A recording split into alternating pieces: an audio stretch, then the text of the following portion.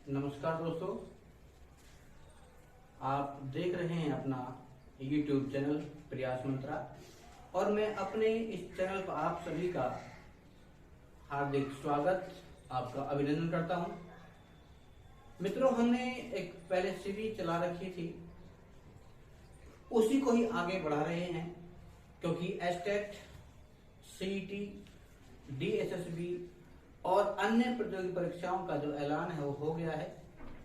अब हम हिंदी साहित्य के जो भी प्रतियोगी हैं, जो भी कैंडिडेट हैं, वो हमारे इस चैनल को देखकर के लाभान्वित हो सकते हैं। उम्मीद करता हूं कि जो विषय आप चाहते हैं वैसा लगभग उससे मिलता जुलता, उससे अभी और अग्रिम कोटि का विषय आप तक पहुंचाएंगे। और मित्रों, आपका सहयोग जो मिल रहा है उसके लिए बहुत हार्दिक आभार। चलिए आज का स्टार्ट कर रहे हैं। पहला लेक्चर है हिंदी साहित्य के इतिहास का। तो पहला जो क्वेश्चन है वो आप देख रहे हैं, वो है नासिक के तोपाख्यान के रचनाकार कौन है। ये बहुत ही इम्पोर्टेंट प्रश्न है जो कि कई प्रतियोगी परीक्षाओं में पूछा गया है। इसके लिखते हैं सदल मिश्र। सदल मिश्र बहुत ही इंपॉर्टेंट क्वेश्चन। जो भी आपको यहाँ क्वेश्चन कराऊं आप उन्हें नोट अवश्य करें ताकि आपकी प्रैक्टिस हो सके। नहीं वरना हम इसको धीरे धीरे आपको टेलीग्राम के माध्यम से भी सारे जो लिखित में जो भी मटेरियल हम कराएंगे वो आप तक पहुंचाने का प्रयास करेंगे। दूसरा क्वेश्चन है बांग्ला भाषा का संबंध किस अपभ्रंश से है। तो यह है मागधी से। मागधी अपभ्रंश से है। तीसरा प्रश्न है पृथ्वीराज रासो ग्रंथ किस भाषा में लिखा गया है। तो ये भाषा है डिंगल। ये डिंगल भाषा में लिखा गया है। अगर आपको पता हो तो डिंगल और पिंगल जो कि राजस्थान की भाषाएं हैं, वो भाषाएं उस जमाने में जब यहाँ ये लेखक ने लिखा पृथ्वीराज रासो, तो उस जमाने में ये डिंगल जो भाषा थी वो बहुत प्रचलित थी क्योंकि इसी में ही काव्य रचना की जाती थी। चौथा क्वेश्चन है दो सुखने किस कवि की रचना है। ये भी बहुत ही इंपॉर्टेंट क्वेश्चन है। अक्सर कई बारी प्रतियोगी परीक्षा में इसे पूछा गया है। तो ये दो सुखने जो है वो अमीर खुसरो की रचना है। अमीर खुसरो। अमीर खुसरो की ये रचना है दो सुखने। मैथिल कोकिल की उपाधि से किसे नवाजा गया है। तो ये एक विद्यापति कवि जो थे उनको ही मैथिल कोकिल कहा गया है। तो सभी क्वेश्चन बहुत महत्वपूर्ण क्वेश्चन आप तक पहुंचाएंगे और सभी बहुत इंपॉर्टेंट है। कृपया करके इनके खुद ही एक नोट्स बनाने का प्रयास करिए ताकि आपकी तैयारी जो है, आपका अभ्यास अच्छे से हो सके। अगला क्वेश्चन है सोरो नामक स्थान किस कवि के संबंध है। तो सोरो का नाम जो है वो तुलसीदास के लिए, तुलसीदास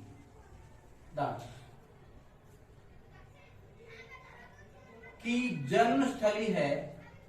जन्म स्थली है सोरो।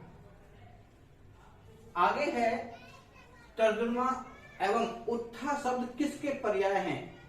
तो ये पर्याय हैं अनुवाद के। एक अनुवाद है, आपने एमए में एक पेपर दिया होगा अनुवाद, निबंध व अनुवाद। तो अनुवाद में ही तर्जुमा और उत्था शब्द हैं वो आते हैं। तो ये होगा अनुवाद में। आगे है दीर्घ ऊर्जत टूटत कुटुंब जुरत चतुर चित प्रीति।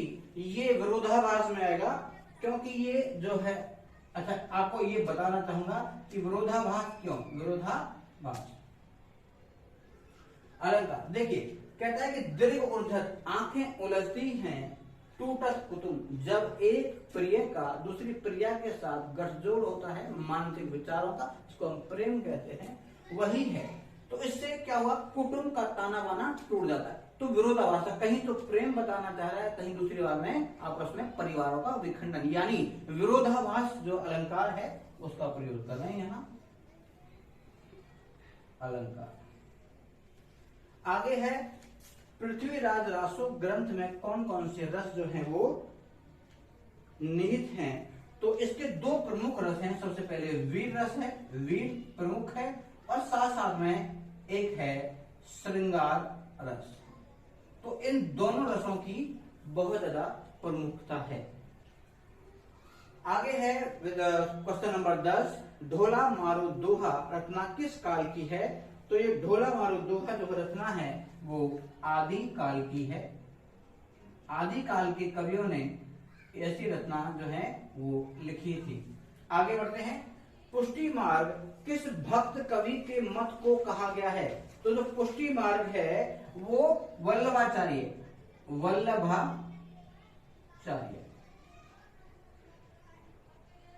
जी का जो मत है उसको हमने कहा गया है पुष्टि मार्ग।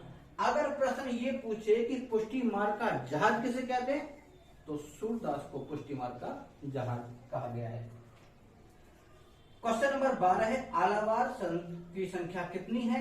इनकी संख्या 12 होती है, यानी ये संख्या में 12 होते हैं। और साथ ही साथ है, अगर क्वेश्चन यहां से आके पूछे कि भाई ये कहां के थे तो ये केरल से संबंधित थे।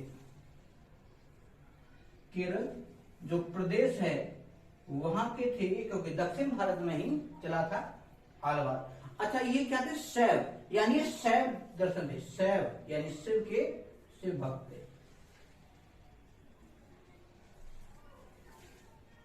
तो आपने सारे क्वेश्चंस को देखें कि ये जो सभी क्वेश्चन है वो बहुत बहुत इंपॉर्टेंट है। आगे जो आज उम्मीद है कि मैं कम से कम आपको 20 से 25 क्वेश्चन अब तक पहुंचाने का प्रयास करूं। आपने अभी 12 प्रश्न जो बहुत महत्वपूर्ण प्रश्न आप तक पहुंचाए थे। आगे देखिए, ये क्वेश्चन भी बहुत ही इंपॉर्टेंट क्वेश्चन है और HSSC या एस्टेट से संबंधित जितने भी प्रश्न आपको कराया जा रहा हूं वो आप नोट अवश्य करें। ये बार बार मैं आपको रिमाइंडर दिला रहा हूं। तो सखी संप्रदाय का पर्याय संप्रदाय कौन सा है, यानी इसको किसी अन्य नाम से जान सकते हैं। जी हाँ, जान सकते हैं। उसका नाम है हरिदासी संप्रदाय। हरिदासी संप्रदाय।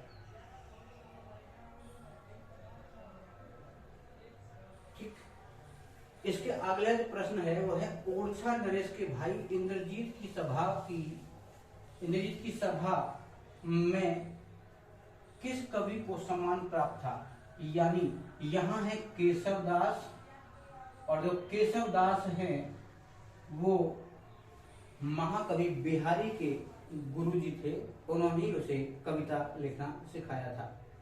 तो ये केशवदास जी जो है ये महाकवि बिहारी के गुरु हैं, बिहारी जी के गुरु।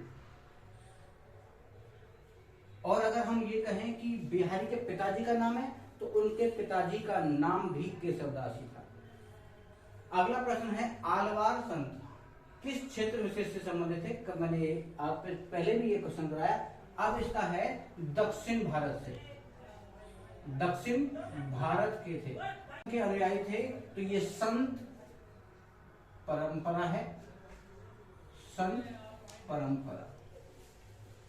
आगे है, अनुवाद शब्द में कौन सी धातु है। तो इसमें देखिए, अनु और वाद, और इसमें वाद है। इसकी जो धातु होगी, क्योंकि क्रिया के मूल रूप को हम कहते हैं धातु, ये होगी वद। वद इसका अर्थ होता है बोलना।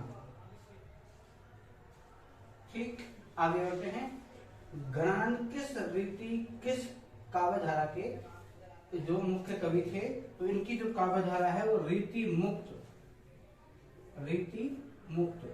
यानी ना तो इन्होंने कोई लक्षण दिए हैं, ना इन्होंने कोई उदाहरण देकर के स्पष्ट किया है। बस उस पुरानी परिपाटी को छोड़ के एक नई परिपाटी चलाई, उससे कहा गया रीति मुक्त कवि यानी घनानंद।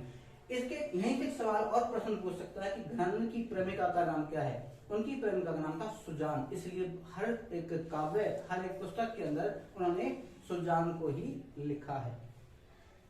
अगला क्वेश्चन है, ग्रियर्सन ने किस कवि को भारत का थॉमसन कहा गया है। वेरी वेरी इंपॉर्टेंट क्वेश्चन है। ये क्योंकि ग्रियर्सन एक विदेशी आलोचक हैं और इन्होंने भारत का जो थॉमसन है वो महाकवि बिहारी को कहा है, महाकवि बिहारी। बिहारी जी को उन्होंने कहा है भारत का थॉमसन।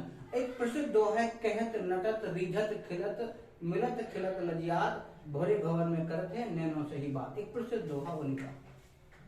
प्रेमचंद की पहली प्रौढ़ जो कृति है वो है सेवा सदन, क्योंकि जब प्रेमचंद जी बीमार हुए अंतिम 1936 में, उनकी अंतिम कीर्ति जो कृति थी वो थी कफन। और ये एक प्रौढ़ यानी एक इसको वयस्क कह सकते हैं, प्रौढ़ यानी सेवा सदन जो है ये प्रेमचंद की प्रौढ़ रचना है। तो ये थे हमारे 20 प्रश्न जो कि बहुत महत्वपूर्ण प्रश्न, जो कि एस्टेट या सीटी या आपको नेट से भी संबंधित मिल सकते हैं।